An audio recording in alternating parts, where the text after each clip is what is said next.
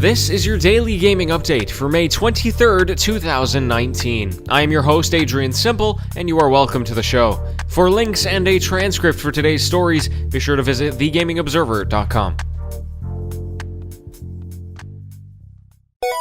THQ Nordic had their Q5 results for the period ending March 31st, 2019. They reported approximately 170 million American dollars in profit for the quarter, which is up around 70 million year over year. That's a pretty significant improvement. Their business is doing well, and their aggressive acquisition strategy is paying off, so they plan to continue doing it naturally. They placed a huge financial emphasis on Metro Exodus, which sold exceedingly well on digital platforms, with the absolute majority of the sales coming from console.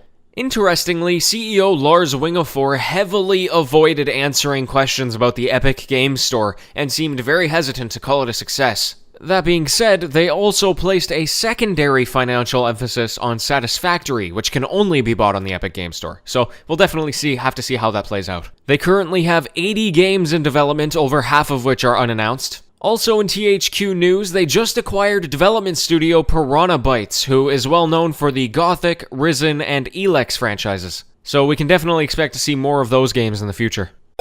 GOG.com is releasing a 2.0 version of their game distribution client, GOG Galaxy. This update is planned on being the universal game launcher, which is to say it will connect all of your PC platforms as well as your console platforms. It's going to unite your friends lists, your achievements, your statistics, and of course the games that you own, all into a single platform. Now let me make this clear, Discord advertised something similar to this like a long time ago, but it's nowhere close to being the same thing. What we're talking about is unprecedented from a major corporation, and personally is something I've been anticipating for years. You need to check this out if you're a PC gamer.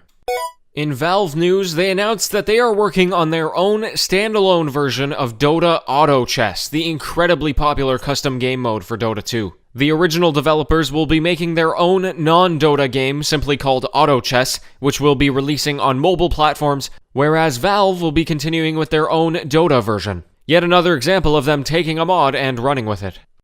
Today is a strange day for game collaboration news. First, Planet Coaster is getting a Ghostbusters expansion, as that franchise celebrates its 35th anniversary. Also, Fortnite just teamed up with Michael Jordan in an effort to increase promo on their creative mode. Last piece of news, in the VR world, Beat Saber just came out of early access. If you somehow are a VR player and haven't managed to pick this up yet, be sure to do that as soon as possible. Okay, that's the news for today. It was pretty jam-packed. Thanks for sticking through it. Thank you so much for tuning in, and thank you to Brandon for supporting the show through Patreon. I am Adrian Simple. See you tomorrow, and happy gaming, everyone.